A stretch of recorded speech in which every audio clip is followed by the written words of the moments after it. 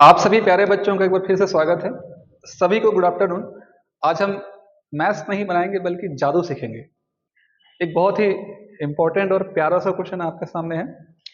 इस क्वेश्चन को अगर आप बनाते हैं डिटेल से तो बहुत बड़ा बनेगा। तो इस क्वेश्चन को मैं डिटेल से नहीं बताऊंगा, आपको दो शॉर्ट तरीके बताऊंगा जिससे क्वेश्चन तुरंत बनेगा।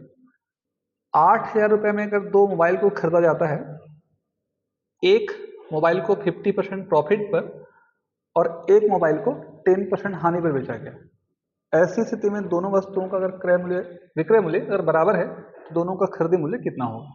देखिए, इस क्वेश्चन को अगर मैं डिटेल से बनाता हूं तो उसका लेंथ इतना बड़ा होगा कि दो वस्तुओं का विक्रय मूल्य बराबर है। क्रय मूल्य एक धन लाभ भागी 100, क्रय मूल्य एक ऋण हानि भागी 100।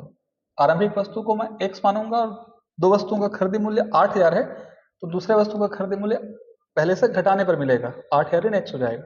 पहले को 50% प्रॉफिट पे, दूसरे को 10% लॉस पे बेचूंगा और दोनों के विक्रय मूल्य को बराबर करूंगा और सॉल्व करूंगा तो उस वस्तु की खरीदी कीमत, इसे हमने 50% फायदे पर बेचा था, 3,000 निकलेगा। तो इसे हम ऐसा बनाने के बजाय हम बहुत ही आसान तरीके से बनाएंगे। बस आपको क्वेश्चन को समझना पड़ेगा कि क्वेश्चन में एक केस दे रहा है कि दो मोबाइल को खरीदा गया 8,000 में और एक बार उसे 50% बेनिफिट पे बेच रहे हो, एक बार 10% लॉस पे।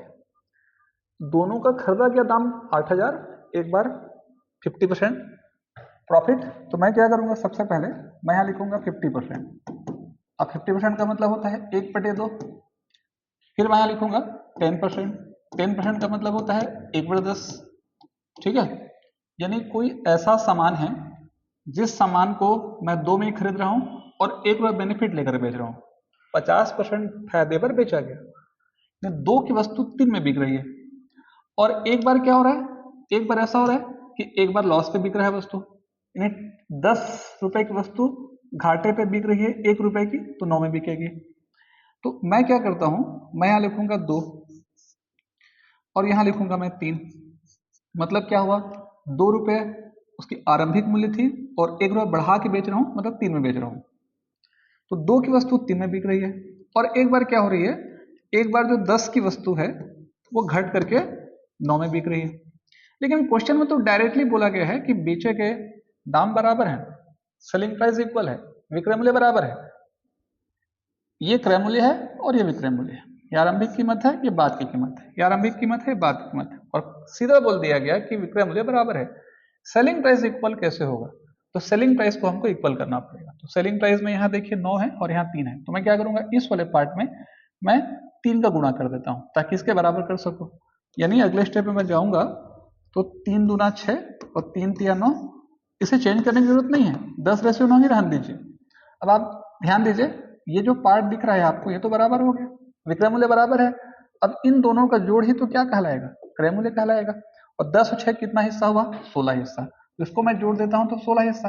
और आपको पता है कि दोनों का खरीदी दाम, ये आरंभिक कीमत है, ये बाद की कीमत है। दोनों का खरीदी दाम 8,000 है, तो 16 हिस्सा किसके बराबर होगा, 8,000 के बराबर। तो एक हिस्सा किसके बराबर हो जाएगा, 16 पंचे 80, 500 के बराबर। तो मुझे कौन सा हिस्सा चाहिए, पहला हिस्सा चाहिए, यानी ये वाला हिस्सा। तो 6 पंचे 30, कहने का मतलब है आरंभिक मूल्य 3,000।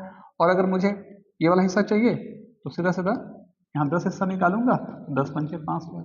तो दो परिणाम मुझे अपने आप निकल जाएंगे, यही मेरा आंसर है। यानी जिस सामान को मैं प्रॉफिट पे बेच रहा हूँ उसकी कीमत 3,000 है और जिस सामान को मैं लॉस से बेच रहा हूँ उसकी कीमत 5,000 है। आपको करना सिर्फ इतना है, परसेंट को सरल कीजिए। 50% मतलब 1/2, 2 पे 1 बढ़ करके बिक रहा है तो 2 की वस्तु 3 में बिकेगी, और 10% का लॉस हो रहा है मतलब 10 की वस्तु 9 में बिकेगी, लेकिन बेचे गए दाम तो बराबर है। तो इसीलिए हमको बराबर करने के लिए मैंने इधर के लाइन में 3 का गुणा कर दिया ताकि इसके बराबर हो सके। 3 दूनी 6, 3 तिया 9, 9 और 9 विक्रय मूल्य समान हुआ, विक्रय मूल्य क्रय मूल्य 8,000। तो 10 और 6 16वां हिस्सा 8,000, तो एक हिस्सा 500, तो छठवां हिस्सा 3,000, 10वां हिस्सा 5,000। अब इस क्वेश्चन को और एक बहुत अच्छे तरीके से बना सकते हैं, आपको इसमें मेहनत की जरूरत नहीं पड़ेगी। देखिए, आप मोटे तौर पे ये समझ लीजिए, क्वेश्चन में सीधा सीधा हमको एक कंडीशन बता दी है ना, एक कंडीशन, एक सिचुएशन हमको दे दिया है, और सिचुएशन ये है कि 8,000 में 2 मोबाइल खरीदे गए।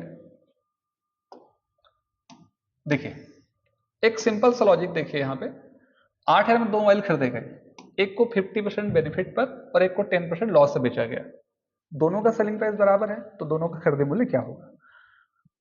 अब आप एक को आधे पर बेच रहे हो, आधे % लाभ पर बेच रहे हो, और एक को 10% लॉस से बेच रहे हो, तो जाहिर सी बात है विक्रय मूल्य अगर आपस में बराबर है, आप ऐसा समझ लीजिए, इस प्रकार से समझ लीजिए आप,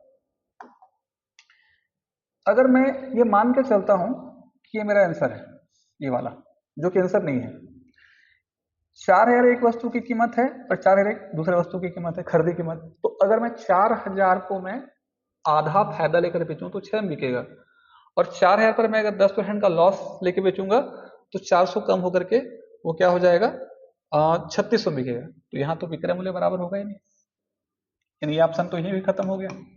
सेकंड वाले सवाल को हम पहुंचते हैं, 1,000 और 7,000। आप 1,000 और 7,000 के बीच का डिस्टेंस देख लीजिए, आप बहुत दूर है।